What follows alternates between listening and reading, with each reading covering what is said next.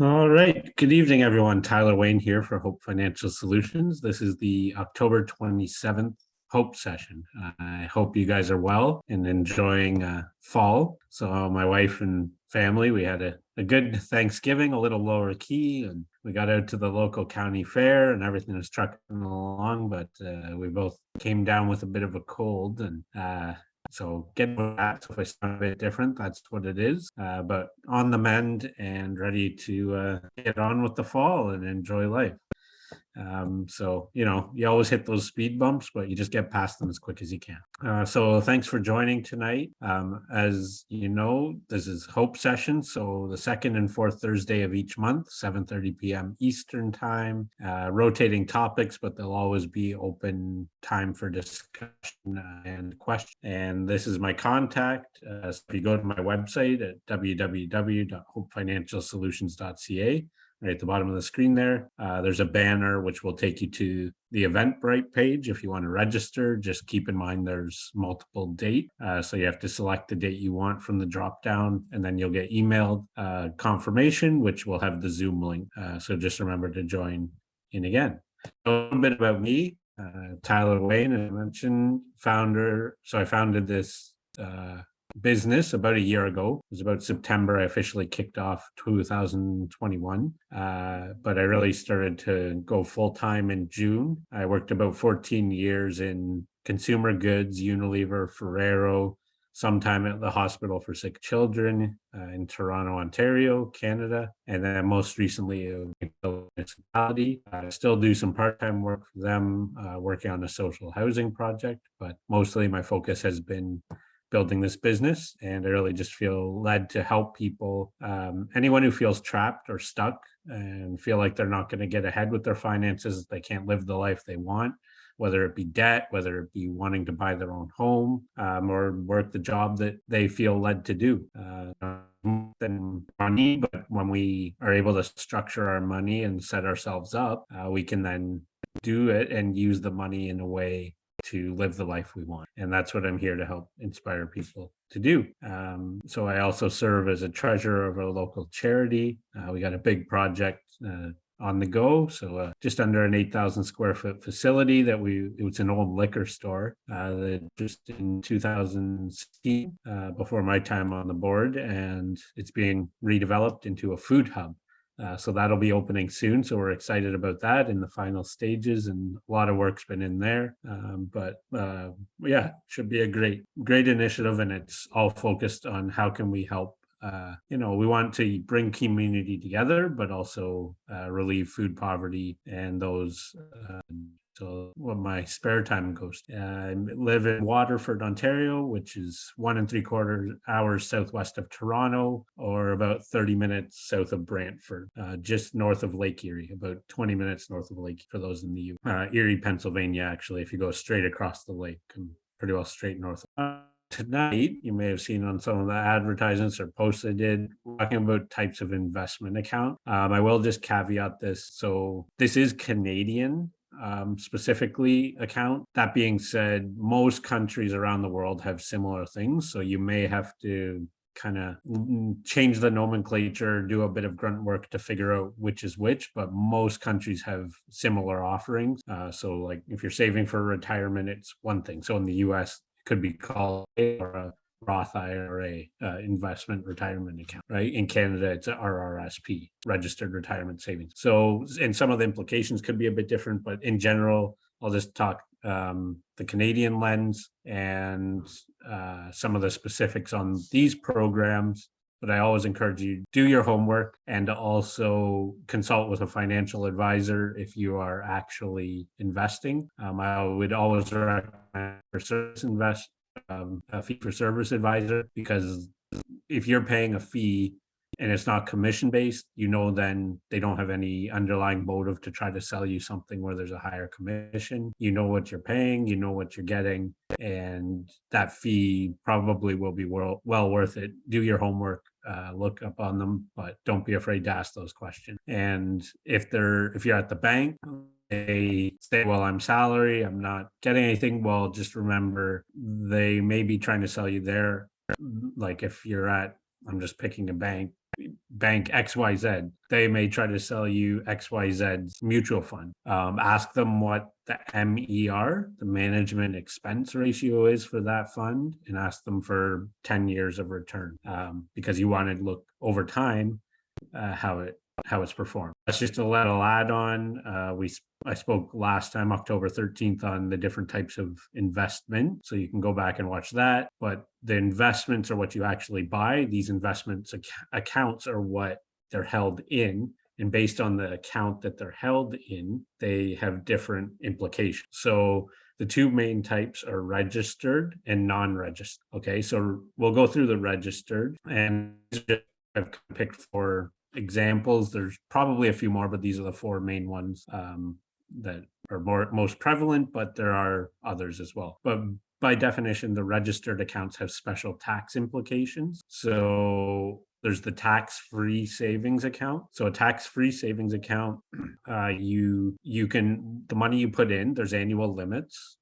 So right now it's $6,000 a year, but once you put it in, you can invest it, and you have it's tax-free growth. So that if that 6,000 becomes 12,000, you don't get a capital gains. If it's dividends, you don't get taxed on the dividends. It basically grows, and it's sheltered from any tax, and you can withdraw it at any time. So it's a nice benefit that way. That being said, the money you put in doesn't affect your taxable income. So it's not like you get extra tax back by doing so. It's more of a tax now strategy, but you get free growth. The registered retirement savings plan is tax-free growth again. And so once again, there's an annual limit. It carries over, but it's 28% of your income, or 28,000. I'd have to check that, so don't quote me, but around there, just under 28,000 a year, I believe. But it accumulates, so you really need to watch your own specific account. And you can do that by registering for the CRA, Canada Revenue Agency, My Account. And once you've linked your social insurance number, some login security features, typically you link that. Then when you log in, you can get your tax statements, and also based on that, your last tax statement will show you your RRSP contribution limit. Be sure you know that, because you don't want to go, and we'll touch on that later. But basically, the RRSP, as I mentioned, you can grow tax-free, but the benefit is when you put the money in, you actually reduce your taxable income in that year. So you'll have to pay less tax, and that means if you get some, or less tax paid. So it helps your cash now, but you will get taxed when you withdraw. And what I would add is, with the RRSP, you can only convert it when you turn it, or you can only start withdrawing without implications when it becomes an RIF, a registered income fund. So you can't withdraw money until you do that. You can kind of pick the time, but you have to be over 65, for sure by 71, and you will get taxed on those withdrawals as well. So just keep that in mind. Once the money goes in there, the only way to get it out, other than these 2 programs I'll touch on, is you'll get a 30% withholding tax if you withdraw the money. So that's pretty significant. So really, whatever you are putting in, the benefit you get now, I want you to leave it in that account. So just use caution. Don't treat it like a savings account, because you'll get taxed 30% pretty quickly. And that's where, as a financial coach, I can help you with your cash flow and setting up some precautions like an emergency fund. Make sure you don't have to ask that once you put it in. The 2 accounts where you can withdraw money for your RRSP are a home buyer's plan and a lifelong learning. So the home buyer's plan is if you're buying your first home. The lifelong learning plan is if you're doing additional education. Basically, you can take the money out of the RRSP and then you pay it back to yourself. So the home buyer's plan would be a 15-year loan. So you take it, if I took it out this year, I would have to start paying myself back in 2024, and I would do it 1/15 each time over 15 years. So that's a nice little program. And sometimes it's a little bit of a nice thing if you're trying to save for a down payment, because you do get that extra cash at the beginning. But keep in mind, the cash that goes in, you're going to have to pay it back later, but it is a little perk. So that is the one program you want to look at. RESP, so that's a registered education savings plan. And I'd say the main reason for opening this is if you have children, either one or multiple. You can open an RESP for a single child, or you can open a family one and add different children to it as you go. The limit's about 2,500 a year, and the nice thing is they'll match 20% of what you put in at minimum. If you have a lower income, you may be able to get additional programs. Talk to your bank about that, or whoever your account holder is, or I'd be happy to chat with you as well. Yeah, when you get the extra grants on the contributions, right, a 20% grant is a 20% return. So why that free 20% return? And when you're in a lower income bracket, there's actually a bit more that you can get. But that being said, there's some restrictions around what you can invest in, but it's still worthwhile in my opinion. With the RESP, it grows tax-free. There's an owner, which is you, the person who opens it.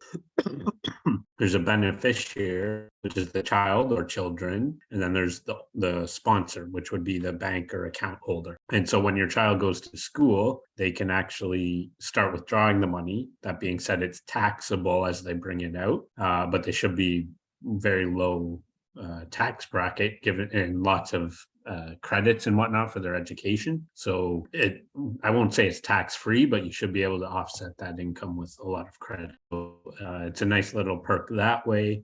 And yeah, so definitely something you want to think about in part of the plan. There's a whole bunch of rules when at retirement, or if this child finishes schooling and post-secondary, whether it's college, trade school, or university. If there's money remaining, then they have to do a lot. There's a lot of rules. The grants, if they came back to you, then they'd be income. But if it's money you put in, then it's just your money coming back. So you just have to be wise and on top of it. But the whole plan would be to use it. And then, so the last registered account I have here is the First Home Savings Account. This is a new account, not a lot on it yet, but it's coming in 2023. The federal government has passed this. So typically when it's been passed, it means it's done. It's they're setting money aside, so it's going to happen. They're just working out the mechanics. But from what I can tell, it's kind of a blend between an RSP, where you get the tax benefit now, and a TFSA, where it grows the money you put in can grow tax-free. And it's for first home. So they're trying to enable citizens and younger adults to buy their first home. So a great option, definitely, if you are looking to buy a home, I would absolutely recommend looking at that, because if you can get the benefits of the RRSP and more tax returns now, and also be able to withdraw it at any point, obviously for first home, withdraw it at any point, that's a nice perk. And from what I've seen, it's looking like it'll be about an $8,000 limit annually, and up to $40,000 lifetime. So 5 years at $8,000, but obviously whatever it grows to. So, maybe that 40, if you get it right when you start, whatever, just finish university, you start contributing, by your late 20s, you could easily be up over 50, 60K, which is a pretty decent down payment. It should get you a home. And then, so that's the main ones for registered and non-registered accounts. So these are ones that aren't special tax consideration. So, they're kind of just like a bank account, but you can buy investments like that. The ones that I typically have, right, there's a US cash account, a Canadian cash account. I don't get too hung up on that. In theory, you could use the US cash account to buy US cash when the exchange rate's favorable, and then buy US stock. I don't worry too much. I just use my account, and when I want to buy a US stock, I just take it at that time. I'm more looking at the stock and the fundamentals than, but it is a consideration. And once again, that's where you can work with your financial advisor on it. So once again, no benefits on contributions, but all your earnings will be taxable. So you'll get T5 for investment or a T3, depending. And you may have to declare that as income on your tax return. But I will always say this, you can't be afraid of paying some tax. Do what you can to offset it with, of course, within the rules and where you can, where there's credits that are available. And that's where you can work with a tax accountant on that. But if you are afraid of paying taxes, it means by nature you're never going to make an earnings. So I never get too afraid of if there's a bit of tax, because it means I've made some gains and I have more money than what but you, of course, do and see where you can get credits for whatever. If you run a home office, if you have children going to daycare, things like that. There's definitely some credits out. And the last point I'll put in at the bottom. So remember, these are all investment accounts, but the last point I want to say is remember there's a difference between saving and investing. Okay, so saving is just putting money in, how much money you save out of your budget and put in, and investing is actually investing that money to make a return. So you got to remember there's a difference. And if you, to be honest, in my opinion, if you just are using these registered accounts where you just put money in, you're losing a lot of the benefit, because all of them are set up where you can grow the money tax-free. So if you're not taking some risk, and as we talked last time, there's risk in return, but if you're just putting the money in, you're not gaining. Okay. Now, if we just look at some common mistakes that are made, this is with TFSAs, but RRSPs as well. As I mentioned, if you just hold the cash and don't invest, right? So just as an example, the annual limit right now on a TFSA is $6,000. If I invest just the $6,000 once a year for 30 years and make a 10% return in dollars, right? So that's all I have to do. 6,000 per year for 30 years. You may say it sounds like a lot. Well, that's in total, that's 180,000. But by making the 10% and compounding, I'm almost at $1 million. So that's it's about $800,000 worth of return on 180 of contribution. So you got to take some risk, but keep in mind over time, generally things go up over time. Second mistake people may make, if you withdraw cash or investments to set up another TFSA or RRSP, at the end of the day, you have one limit. So unless there's good reason or some nuance with your situation, keeping it simple, having it consolidated within one set of accounts just helps you manage and make sure you don't over contribute. Or I'm big on simplifying your finances and resources. So be sure to try everything you can to keep it simple. Moving it from one to another doesn't change anything really. If you're unhappy with the provider, I would say move the whole account. Don't just move some to open a new account. The third, over contributing. So know your limits for both the TFSA and RSP. If you contribute over the limit, it's 1% penalty on the amount that's in excess until you withdraw it. So pretty hefty. And it also could raise some flags and open you up for additional scrutiny, of course. So best to play within the rules and use them to their full advantage, but don't go over or try to abuse. And the fourth one, not opening a TFSA or an RRSP account at all.